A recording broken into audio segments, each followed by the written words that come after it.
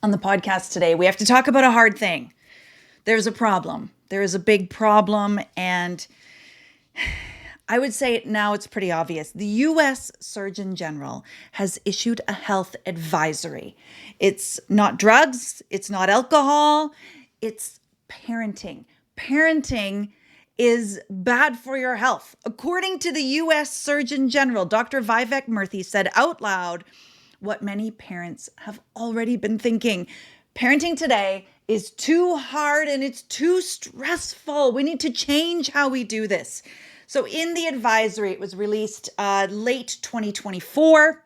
The Surgeon General, he advises that we need to lower the bar. We need to change how we do things. It's gotten to be too much. He says parents, mothers and fathers, now work more hours than we did in 1985.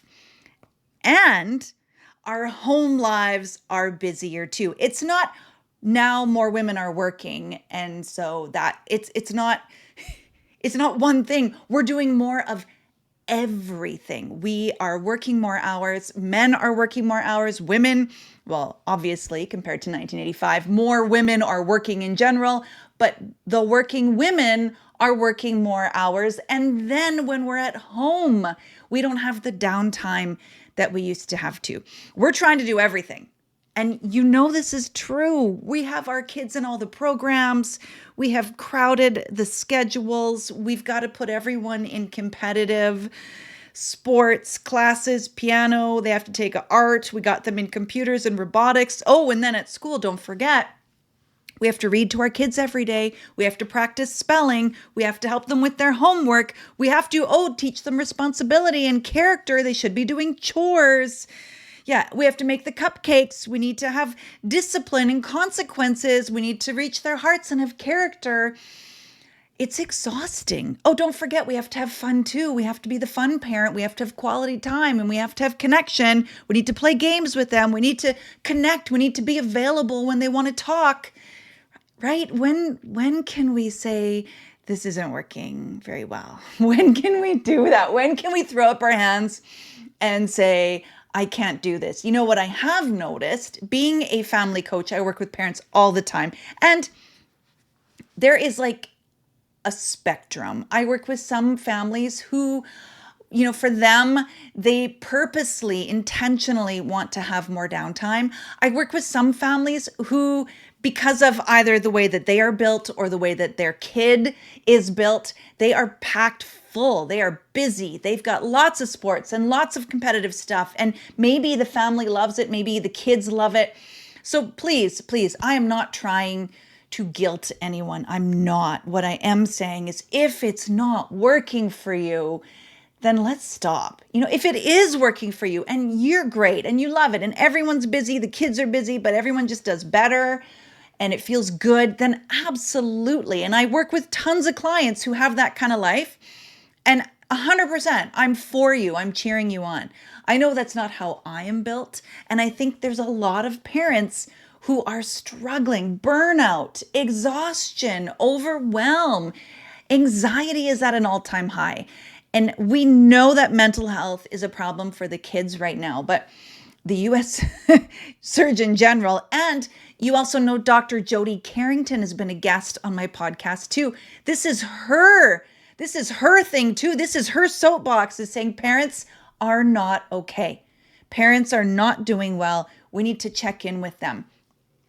I have noticed over the past year and a half that I think it happened in COVID. Remember in COVID, we're trying to forget, I know. But remember, parents, particularly moms, were hit harder because statistically, when the you-know-what hit the fan, it was more the moms that tended to reduce their hours, quit their job. Lots of moms left the workforce during COVID. They decided that if they have to choose, they were going to choose their own kids and helping them through.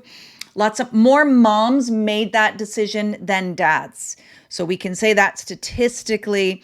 We can also just say being in the home, moms tend to be more the manager of the home, even if both parents are working. And that's like a whole other podcast on how unfair that is. If both parents are working, hear me. If you are a stay-at-home mom, as I was for years, that's a different conversation because I'm taking that on as part of my job. That's my role. But if both of you are working, then both of you need to be looking after the home.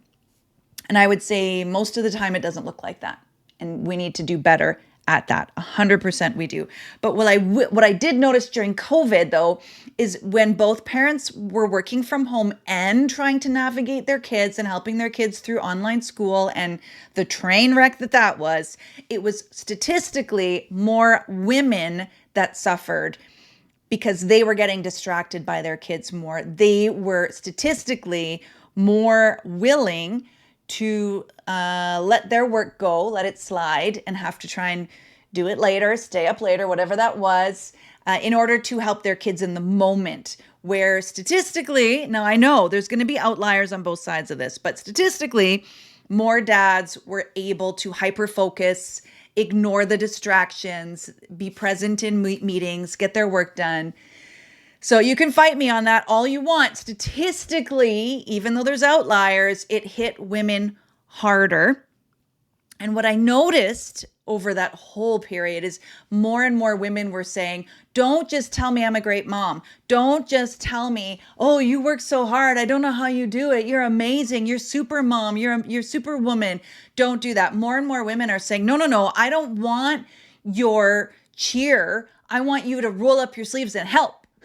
I don't want you to tell me how great I am. I want you to help. I want you to pick up a broom. I want you to make dinner. I want you to help drive the kids. I want real help. I noticed that. The problem, though, I think we're getting to now is nobody wants to do that. Like, we want more help so that we can keep this high standard. Maybe the issue is the standard. Maybe that's the problem. We need to lower this bar. Think about 1985. And I don't know why the Surgeon General kind of picked 1985 to compare to. Life was so different, and not all of it was better. I'm the first to admit that. Not all of it was better. I think there was a lot more, can I say neglect? The parenting style of the day is get outside and don't come back until I say you can come in the house. Seriously, I had to ask permission to go inside my own home because I was kicked outside. Now, maybe that went too far. There was also the latchkey kid movement where parents just worked and kids were just home alone after school, and there was a lot of loneliness there. So yes, we in the 80s had to be more responsible. We had to be more independent. And maybe it was at an extreme, but has the pendulum swung too far the other way now? Now we have to take care of our kids' every little need, and we need to be available all the time, and we have to program every minute of their day, and we don't want them to be bored. Is it possible that whatever hurts we were raised in, whatever we didn't like about the parenting environment of the day when we were kids, is it possible that we've gone too far the other side now? And now we want to give our kids every single opportunity. We want to connect every hour of the day. And that's hard because I love connection. I love it. But I also think it's important for our kids to learn independence and responsibility. And all of these things require allowing our kids some risky play, allowing them to fail a little bit, allowing them to be bored is all good. I want you to think about life in the 80s. There is no way your weekends would have been as busy as they are now. There is no way your parents would have had you in competitive something all year long, sometimes multiple things. There's no way parents didn't even show up for practices. No parents came to practices. They came to games sometimes. And now we have to be there for everything. I have a couple of suggestions. I want you to think about 1985. Because we have to do something differently. A third of parents report they're living in constant high stress. They're exhausted, they're burnt out, and they feel perpetually behind. Part of it is probably social media, that we're comparing ourselves to everybody else and trying to keep up with this idea, when we have to realize that Bobby Joe might be really good at doing birthday parties. And Susan over here might be really good at helping her kids with homework, but we can't be everything all the time. We just can't do it. In 2019, the World Health Organization recognized burnout syndrome in its international classification of diseases. So it's an occupational condition linked to several health symptoms, such as fatigue, changing sleep habits, substance use, which could be food, which could be wine, which could be, and characterized by energy depletion, mental distance, or cynicism related to one's job and reduced efficacy, meaning hopelessness.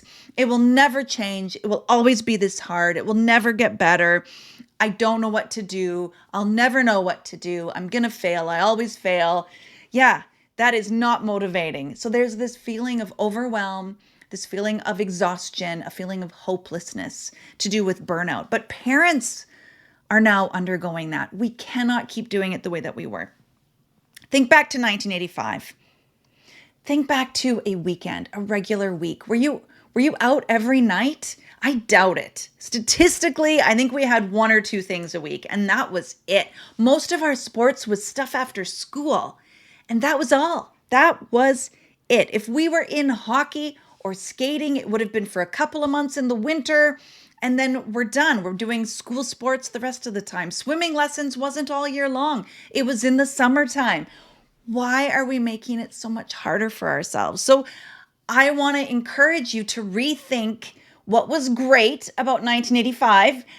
Let's not go to the bad places, because there wasn't, there was some things I would not want to bring back. But I wouldn't want to bring back, like, suck it up. You better quit crying or I'll give you something to cry about.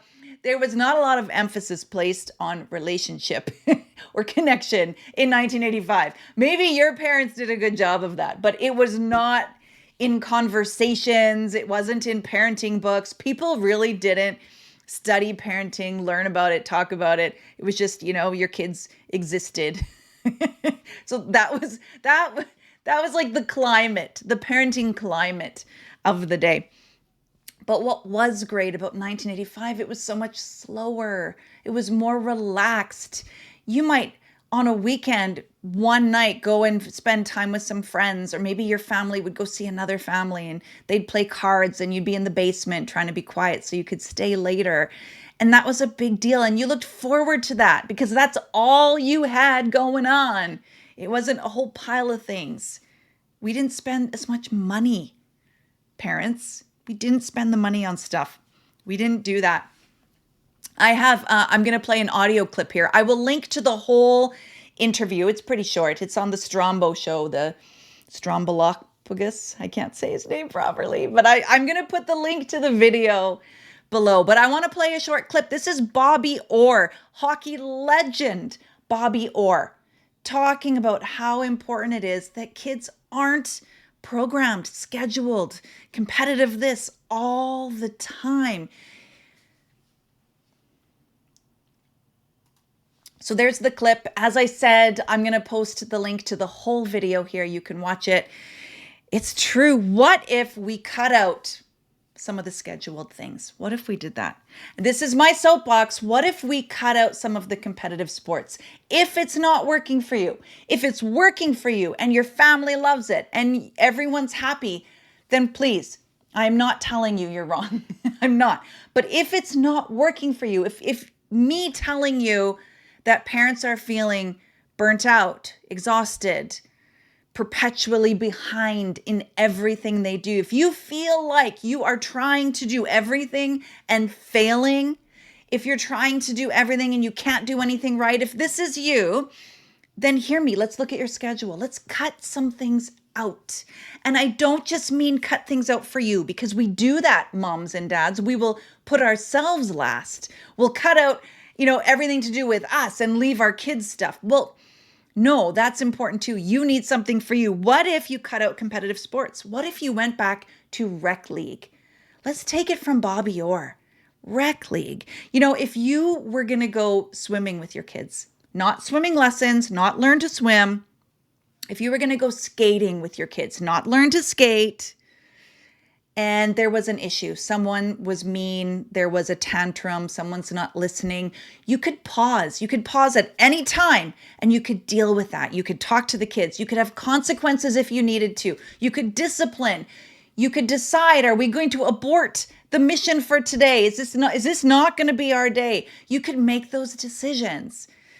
But if you've got a coach waiting for you, a team waiting for you, oh, we can't miss dance because the choreography needs her there or him there, then what you're going to end up doing is just yelling, get in the car, hurry up, come on, we got to get there. Your coach, you're going to be late. But if you were just going to go swimming, if you were just going to go skating, then it doesn't matter. If you're at the park and there's an issue, there's a behavioral something, you can stop what you're doing. You can say, that's it. You know what? We're going to need to go home now.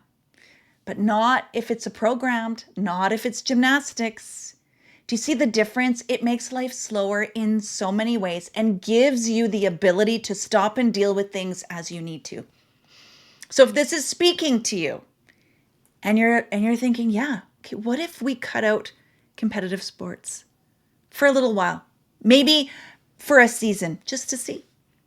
I know there's that thought of, oh, but if we do that, then my kid will be behind and then they'll never make it. But when you study some of the best athletic legends, they'll say, I think I was listening to an interview with Wayne Gretzky, who, was it lacrosse he played? He played a different sport after hockey season, and he looks back and it helped him. It helped him to do better in hockey because it trained a different part of him that wasn't getting the same training in hockey. And so it helped him all around be a better athlete. What if we embrace that? What if we just rely on school stuff? You can play on the school basketball team. You can play on the school football team. We don't need to drag you to 5 different practices a week. And then we got a game here. And then we got this here. And then we got piano. And then we got art. And then we got robotics. And then we got 3 kids. So multiply all of that by 3. I've been there. I can help you logistically work through all of it. And if you're going to fight me and say, no, we love this, this is what we're doing, then good. I can help you with that. But if anything here is feeling like, yes, I want this in my life, I want a slower life, I think developmentally, behaviorally, my kids need me to slow down. I need to work on some character. We got to work on self-control with my kids. We got to work on helping them deal with anger. Anger is a problem for my kids. Selfishness is a problem in my kids' lives. I got to take a season to deal with that. I want to encourage you that when I coach a family and they decide to try this for a season, the kids always say they love it. They don't want to go back to the way life was. So let's have a little more boredom. Let's have a slower life. Let's not have schedules and pre-programmed. You're going to save some time. You're going to have more money in your pocket. That's a good thing too. Here's something for you. This is something I've been doing, and it is so wonderful. I want you to have a crappy dinner party. This is for you, not for the kids, for you. There is a trend, right? When we're so busy, we don't want to try and have friends over because it just feels like more work. We got to clean. What do I cook? What do I serve? It just feels like a lot of work. So here's something you can do. Have a crappy dinner party. Invite some friends over. And this is the rule. You're inviting them to a crappy dinner party. They're not allowed to spend a lot of time making something. They got to bring something easy. No work. Look in their freezer. Bring a casserole that's been in there. Bring leftovers. I'm not kidding. One time, Sean and I, we brought frozen waffles, like Eggo waffles and syrup. We brought pizza pops once. We brought a chicken pot pie. Like, just find something and bring it. And there's no like, you're bringing this and you're bringing this. Nope. If everyone brings cheese, guess what? It's cheese. You might have all desserts. Who cares? The point is to have fun together. So it's a crappy dinner party. You bring whatever you've got and it's fun. You never know what you'll get. There's no pressure. You're not allowed to clean your house up. You can use paper plates. It's meant to be super easy and fun. And I'll tell you, I've had about 4 of these already. Some of them at my house, some of them at other friends. And it's always a hit. One time someone brought peanut butter and crackers. It's super fun. Someone brought leftovers. It is fantastic. So this is a way to try and get back to kind of the social aspect of hanging out with friends without the pressure of performance. Everyone loves it. This is one way that we can lower the bar, and let's make it just a little bit more like 1985. So consider that. I would love your feedback. What do you think? Can you relate to what the Surgeon General is warning parents of? Is parenting is harmful for our health now. That's what he's saying.